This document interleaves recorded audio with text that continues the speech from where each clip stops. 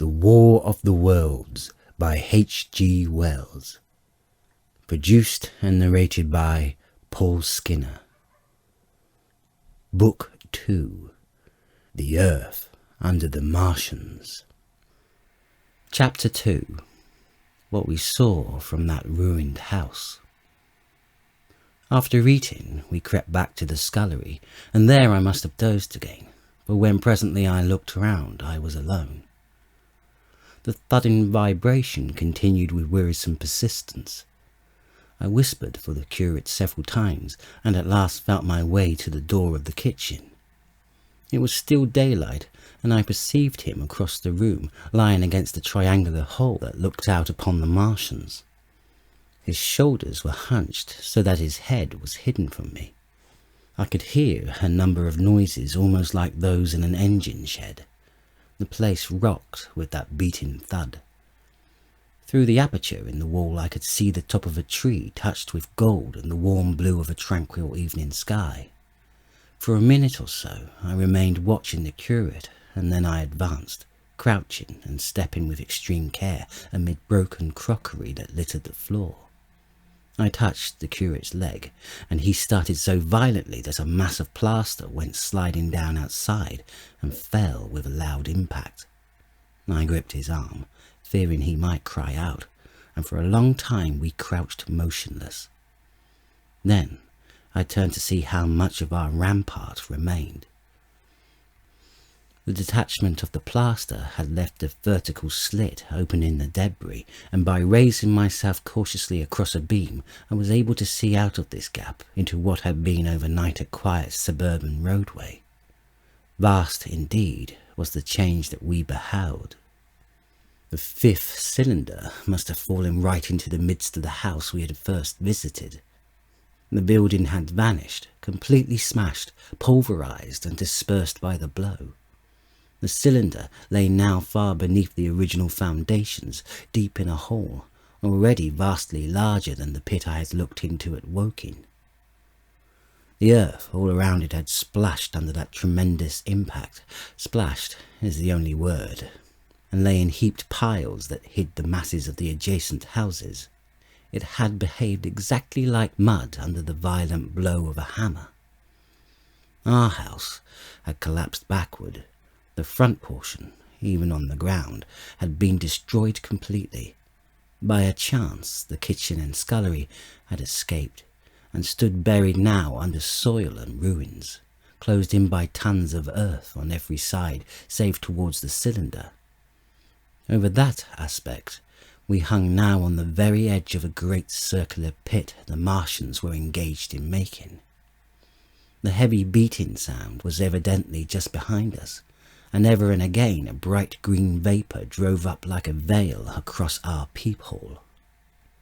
The cylinder was already opened in the centre of the pit, and on the farther edge of the pit, amid the smashed and gravel-heaped shrubbery, one of the great fighting machines, deserted by its occupant, stood stiff and tall against the evening sky.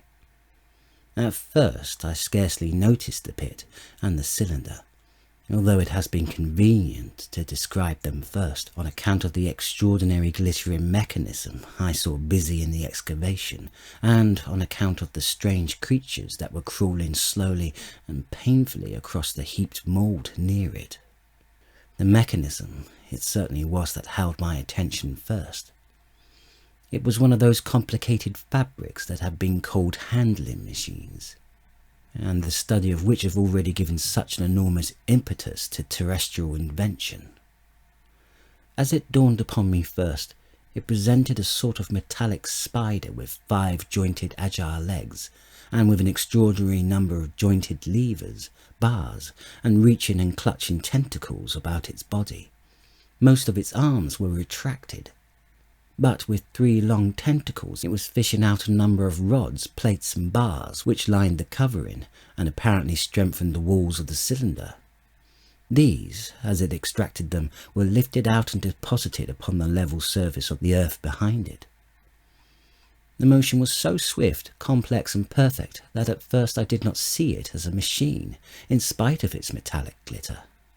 The fighting machines were coordinated and animated to an extraordinary pitch, but nothing to compare with this. People who have never seen these structures and have only the ill-imagined efforts of artists or the imperfect descriptions of such eyewitnesses as myself to go upon, scarcely realize that living quality. I recall particularly the illustration of one of the first pamphlets to give a consecutive account of the war. The artist had evidently made a hasty study of one of the fighting machines, and there his knowledge ended. He presented them as tilted, stiff tripods without either flexibility or subtlety, and with an altogether misleading monotony of effect. The pamphlet containing these renderings had a considerable vogue, and I mention them here simply to warn the reader against the impression that they may have created. They were no more like the Martians I saw in action than a Dutch doll is like a human being. To my mind, the pamphlet would have been much better without them. At first, I say, the handling machine did not impress me as a machine, but as a crab-like creature with a glittering integument. The controlling Martian, whose delicate tentacles actuated its movements, seeming to be simply the equivalent of a crab's cerebral portion. But when I perceived the resemblance of its grey-brown, shiny, leathery integument to that of the other sprawling bodies beyond, and the true nature of this dexterous workman dawned upon me. With that realization, my interest shifted to those other creatures, the real Martians. Already I had had a transient impression of these, and the first nausea no longer obscured my observation. Moreover, I was concealed and motionless and under no urgency of action. They were, I now saw, the most unearthly creatures it is possible to conceive. They were huge round bodies, or rather heads, about 4 feet in diameter, each body having in front of it a face. This face had no nostrils. Indeed, the Martians do not seem to have any sense of smell. But it had a pair of very large dark-coloured eyes, and just beneath this was a kind of fleshy beak.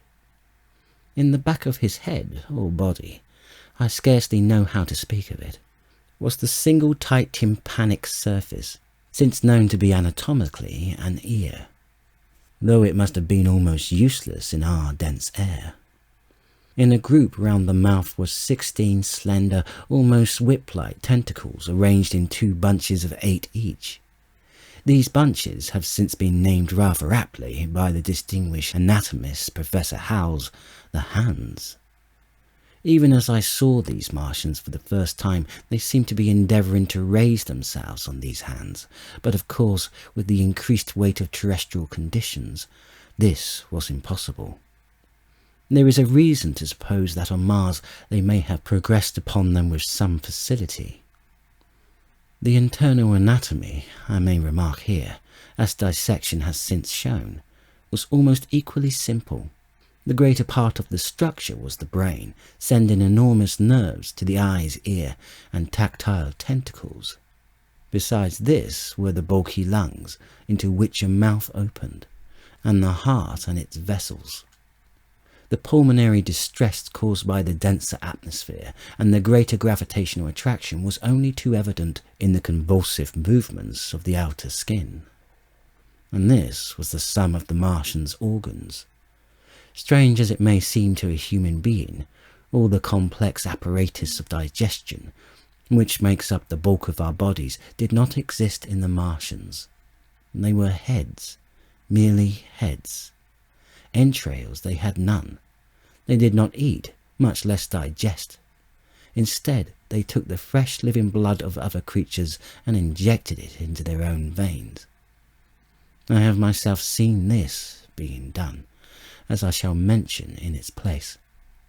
But squeamish as I may seem, I cannot bring myself to describe what I could not endure even to continue watching. Let it suffice to say, blood obtained from a still living animal, in most cases from a human being, was run directly by means of a little pipette into the recipient canal. The bare idea of this is no doubt horribly repulsive to us, But at the same time I think that we should remember how repulsive our carnivorous habits would seem to an intelligent rabbit. The psychological advantages of the practice of injection are undeniable. If one thinks of the tremendous waste of human time and energy organised by eating and the digestive process. Our bodies are half made up of glands and tubes and organs occupied in turning heterogeneous food into blood. The digestive processes and their reaction upon the nervous system sap our strength and colour our minds. Men go happy or miserable as they have healthy or unhealthy livers, or sound gastric glands. But the Martians were lifted above all these organic fluctuations of mood and emotion. Their undeniable preference for men as their source of nourishment is partially explained by the nature of the remains of the victims they had brought with them as provisions from Mars. These creatures, to judge from the shriveled remains of what have fallen into human hands, were bipeds with flimsy, siliceous skeletons, almost like those of the siliceous sponges, and feeble musculature, standing about 6 feet high and having round, erect heads and large eyes in flinty sockets. 2 or 3 of these seem to have been brought in each cylinder, and all were killed before Earth was reached. It was just as well for them, for the mere attempt to stand upright upon our planet would have broken every bone in their bodies. And while I am engaged in this description, I may add in this place certain further details, which, although they were not all evident to us at the time, will enable the reader who is unacquainted with them to form a clearer picture of these offensive creatures. In 3 other points their physiology differed strangely from ours. Their organisms did not sleep, any more than the heart of man sleeps. Since they had no extensive muscular mechanism to recuperate, that periodical extinction was unknown to them. They had little or no sense of fatigue, it would seem. On Earth they could never have moved without effort, yet even to the last they kept in action. In 24 hours they did 24 hours of work, as even on Earth is perhaps the case with ants. In the next place, wonderful as it seems in the sexual world, the Martians were absolutely without sex, and therefore without any tumultuous emotions that arise from the difference among men. A young Martian, there can now be no dispute, was really born upon Earth during the war, and was found attached to its parent, partially budded off, just as young lily bulbs bud off, or like the young animals in the freshwater polypi. In man, in all the higher terrestrial animals, such a method of increase has disappeared, but even on this earth it was certainly the primitive method. Among the lower animals, up even to those first cousins of the vertebrated animals, the tunicas, the 2 processes occur side by side, but finally the sexual method superseded its competitor altogether. On Mars, however, just the reverse has apparently been the case. It is worthy of remark that a certain speculative writer of quasi-scientific repute, writing long before the Martian invasion, did forecast for man a final structure not unlike the actual Martian condition. His prophecy, I remember, appeared in November or December 1893, in a long-defunct publication of Pall Mall Budget, and I recall a caricature of it in a pre-Martian periodical called Punch. He pointed out, writing in a foolish, facetious tone, that the perfection of mechanical appliances must ultimately supersede limbs. The perfection of chemical devices, digestion, that such organs as hair, external nose, teeth, ears, and chin were no longer essential parts of the human being, and that the tendency of natural selection would lie in the direction of their steady diminution through the coming ages. The brain alone remained a cardinal necessity. Only one other part of the body had a strong case for survival, and that was the hand, teacher and agent of the brain. While the rest of the body dwindled, the hands would grow larger. There is many a true word written in jest, and here in the Martians we have beyond dispute the actual accomplishment of such a suppression of the animal side of the organism by the intelligence. To me, it is quite credible that the Martians may be descended from beings not unlike ourselves, by a gradual development of brain and hands, the latter giving rise to the two bunches of delicate tentacles at last, at the expense of the rest of the body. Without the body, the brain would of course become a mere selfish intelligence, without any of the emotional substratum of the human being. The last salient point in which the systems of these creatures differed from ours was, in what one might have thought a very trivial particular: microorganisms, which have caused so much disease and pain on death, have either never appeared on Mars, or Martian sanitary science eliminated them ages ago. 100 diseases, all the fevers and contagions of human life, consumption, cancers, tumours and such morbidities, never enter the scheme of their life. And speaking of the differences between the life on Mars and terrestrial life, I may allude to the curious suggestions of the red weed.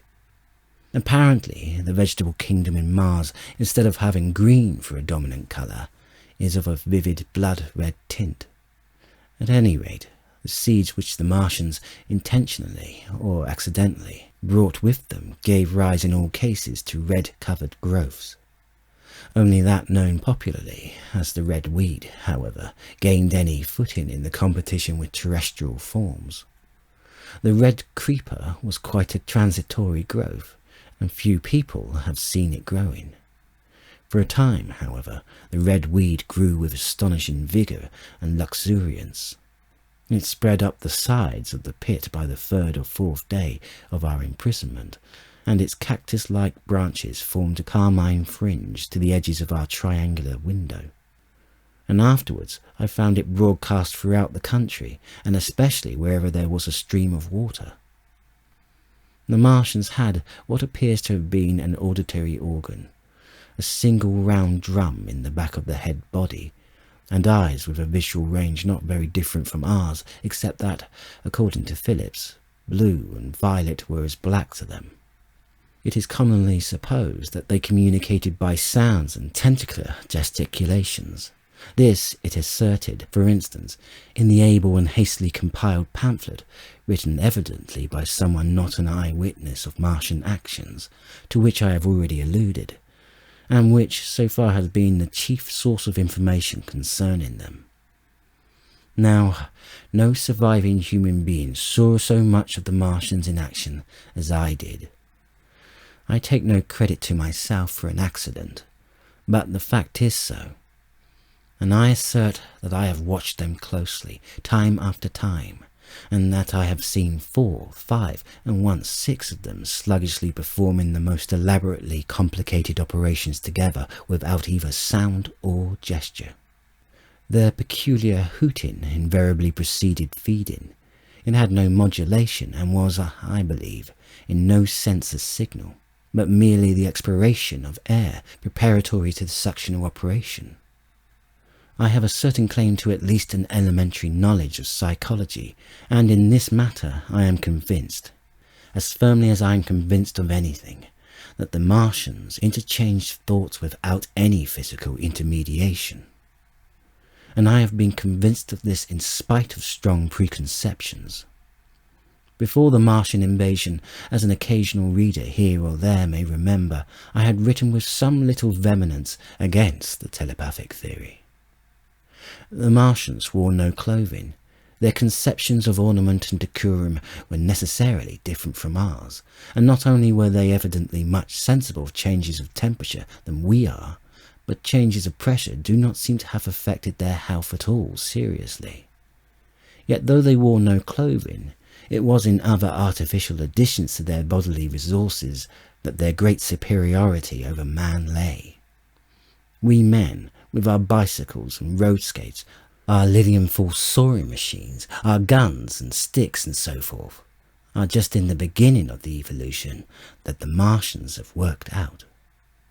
They have become, practically, mere brains, wearing different bodies according to their needs, just as men wear suits of clothes and take a bicycle in a hurry or an umbrella in the wet. And of their appliances, Perhaps nothing is more wonderful to a man than the curious fact that what is the dominant feature of almost all human devices in mechanism is absent. The wheel is absent. Among all these things they brought to earth, there is no trace or suggestion of their use of wheels. One would have at least expected it in locomotion. And in this connection, it is curious to remark that even on this earth, nature has never hit upon the wheel, or has preferred other expedients to its development. And not only did the Martians even not know of, which is incredible, or abstain from the wheel, but in their apparatus singularly little use is made of the fixed pivot, or relatively fixed pivot, with circular motions thereabout confined to one plane. Almost all joints of the machinery present a complicated system of sliding parts moving over small but beautifully curved friction bearings.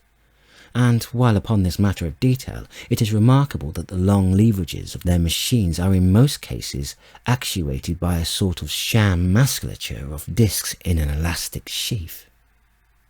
These discs become polarized and drawn closely and powerfully together when traversed by a current of electricity. In this way, the curious parallelism to animal motions, which was so striking and disturbing to the human beholder, was attained. Such quasi-muscles abounded in the crab-like handling machine which, on my first peeping out of the slit, I watched unpacking the cylinder. It seemed infinitely more alive than the actual Martians lying beyond it in the sunset light. Panting, stirring, ineffectual tentacles, and moving feebly after their vast journey across space. While I was still watching their sluggish motions in the sunlight and noting each strange detail of their form, the curate reminded me of his presence by pulling violently at my arm. I turned to a scowling face and silent, eloquent lips. He wanted the slit, which permitted only one of us to peep through, and so I had to forego watching them for a time while he enjoyed that privilege. When I looked again, the busy handling machine had already put together several of the pieces of apparatus it had taken out of the cylinder into a shape having an unmistakable likeness to its own, and down on the left a busy little digging mechanism had come into view, emitting jets of green vapour and working its way round the pit, excavating and embanking in a methodical and discriminating manner. This it was which had caused the regular beating noise and the rhythmic shocks that kept our ruinous refuge quivering. It piped and whistled as it worked. So far as I could see, the thing was without a directing Martian at all.